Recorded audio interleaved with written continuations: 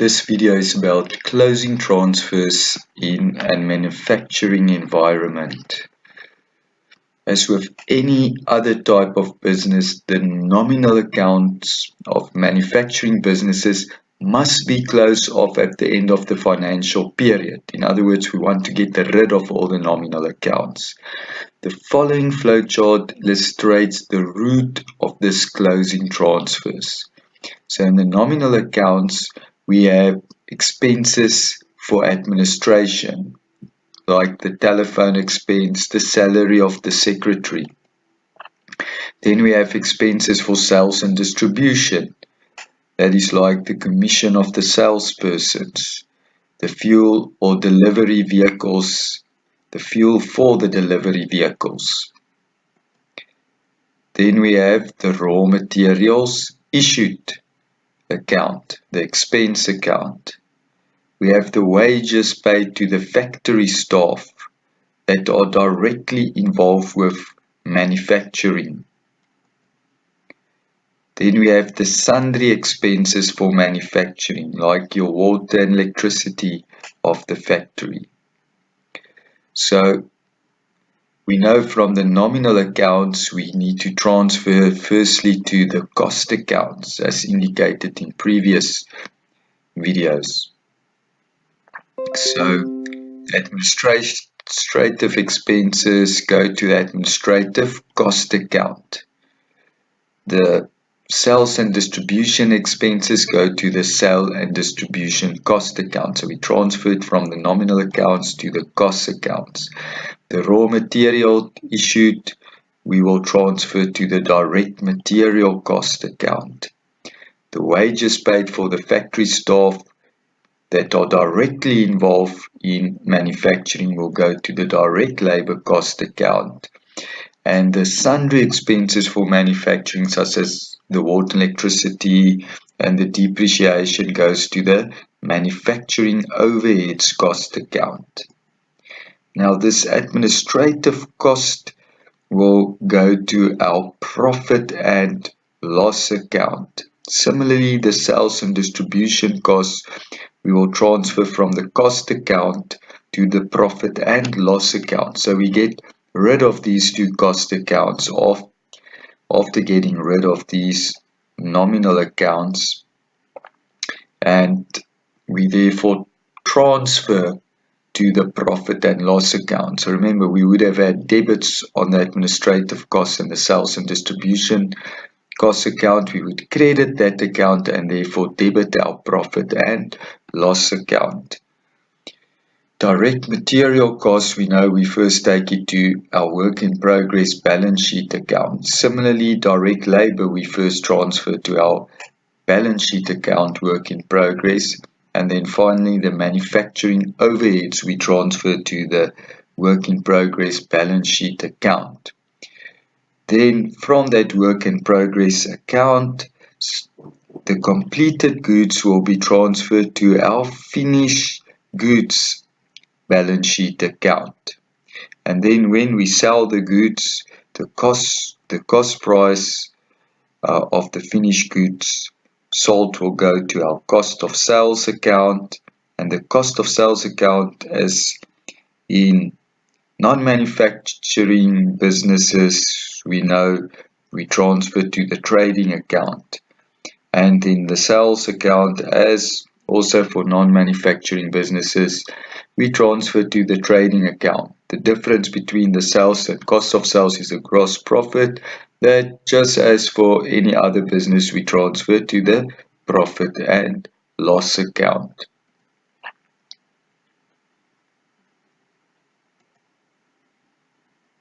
So finally, let's go through a summary of our manufacturing ledger accounts. So our balance sheet account, we have the raw material stock. It's an asset. Therefore, on the debit side, we have the starting balance of our raw material. Then we also have on our debit side our bank and creditors control, which we use for the acquisition of raw material. When we buy the raw material, bank if it's on cash, creditors control if it's on credit. Then on the credit side, we reduce our asset when we issue to the raw material issued account, the account that is our expense account. Then if we look at our work in progress balance sheet account, we have on the debit side the starting balance of any uncompleted work from previous periods. Because work in progress is an asset account, it has to have a debit balance. Then all the direct material that was placed in the factory, remember we will transfer from our direct material cost account. So we have direct material on the debit side. We also have direct labor on the debit side, which we transfer from our direct labor cost account. And then we have the factory overheads on our debit side, which we transfer from our factory overheads account. On the credit side, we reduce our work in progress with the finished products stock. So that is the stock that is completed and that we transfer to our display room. So now our finished product stock is also an asset account. So on the debit side, we will have the opening balance of the finished products that we had on hand from previous periods that we did not sell yet. And then we also have this cost of the finished products that we transferred from the factory. So it will in fact be work in progress because we transfer the work in progress to the finished product. On the credit side is we will remove the finished products that we sold, and cost of sales will be the account that we will debit. Then we could also have a consumables on hand. Here we can think of like packing material, which is usually an expense, but remember on the last day of the financial year, for one day we create an asset of the packing material that we in fact did not use up, that we still have on hand. So we have the indirect material on hand at the beginning of the year that would relate to the last day of the previous financial year. So then at the beginning of this financial year, we would have to reverse the amount of the last day of the previous financial year, because remember, it is only asset for that one day, so we have to cancel on the beginning of the new financial year. And then at the end of this financial year, we will have the indirect material on hand at the end of the year, that again for this financial year, for that one day, we treat as an asset rather than an expense. So this is all our balance sheet accounts related to manufacturing. So next we focus on our nominal accounts.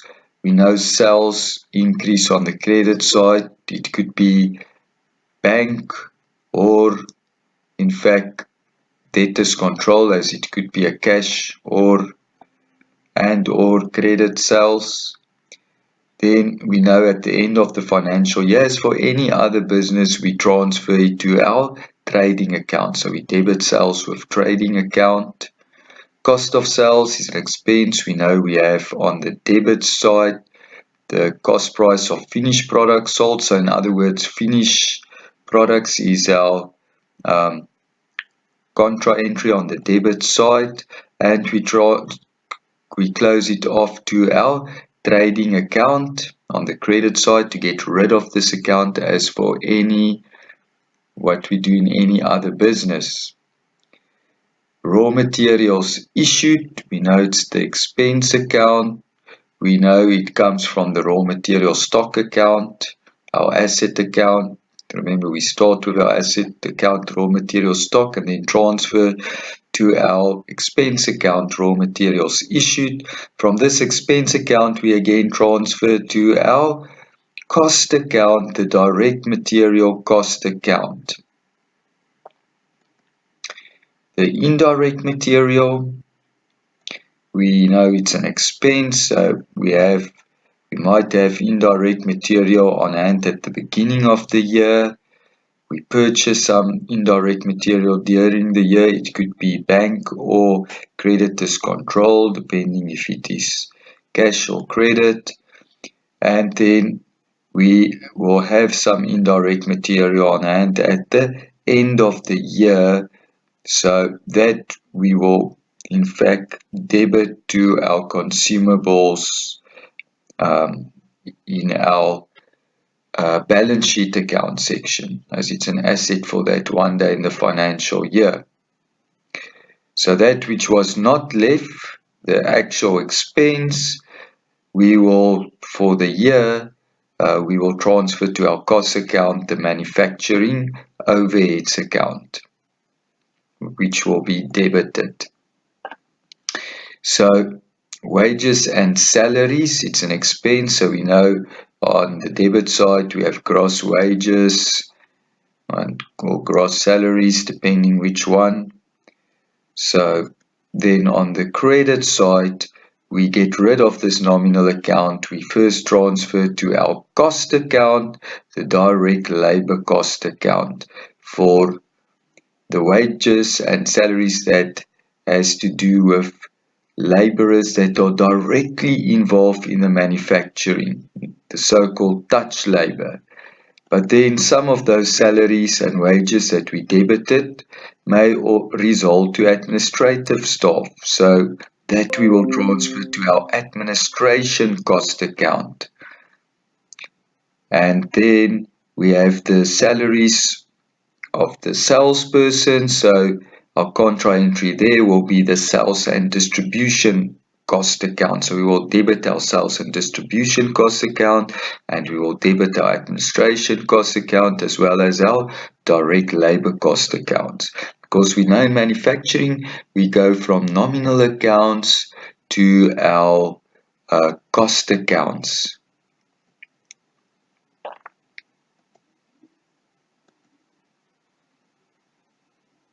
So speaking of cost accounts, let's focus on them. We have our direct material cost account.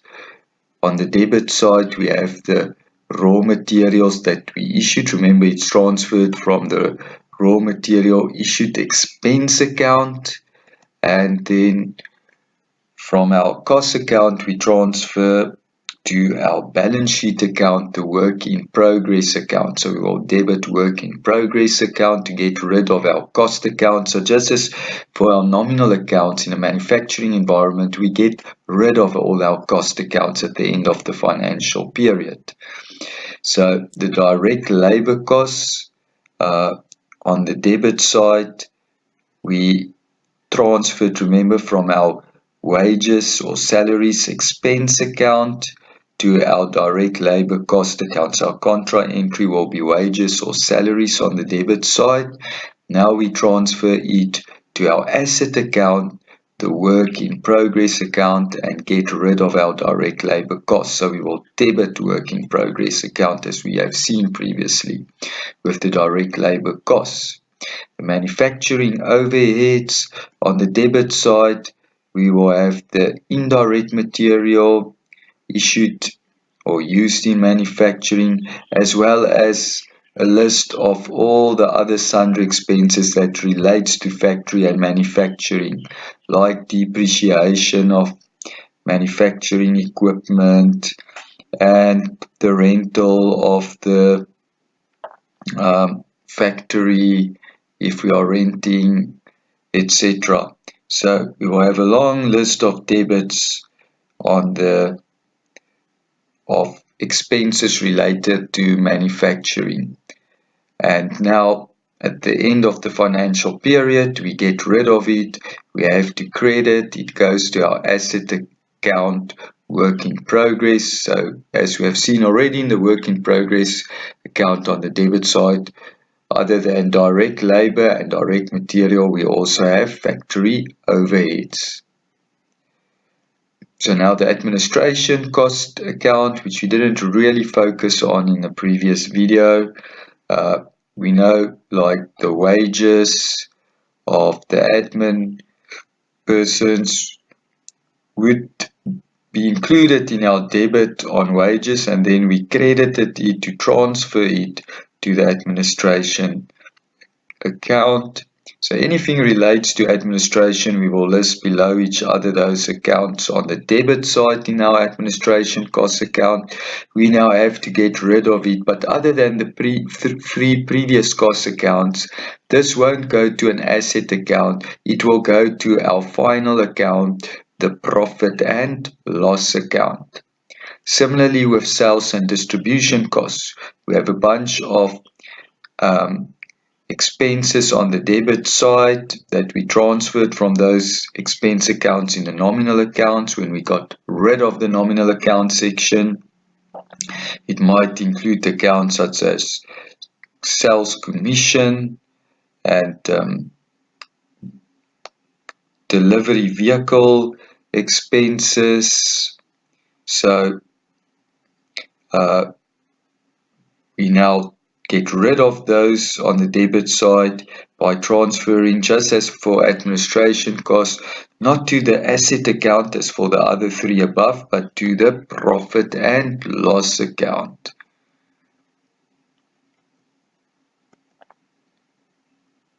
So now we are with our final accounts, the trading account. Just as for any other business, on the credit side we know we have sales, on the debit side we have cost of sales.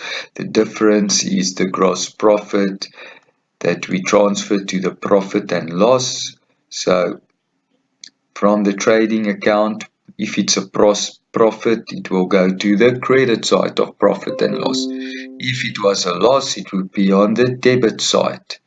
And then we already showed that in our administration account, we transfer from that cost account to our final account.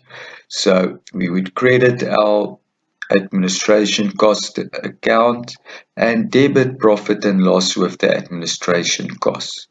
Same happens for the sales and distribution costs. So we can see that in a manufacturing environment, in our profit and loss account, we simply have two accounts, the administration costs and the sales and distribution costs. Whereas for a non-manufacturing business, we will have a whole bunch of names of accounts on the debit side, such as electricity and insurance and packing material, etc. Whereas now we only have two accounts. And then finally, the difference between our credits and debits. If we assume that we have more credits than debits, we will debit the capital account or the appropriation account. If it was a sole trader, it will be the capital account that's debited, or the capital account as contra entry rather, because we are going to credit the capital account. If it's a partnership, on the debit side of profit and loss, the name of the account will be appropriation account, as we will credit the appropriation account.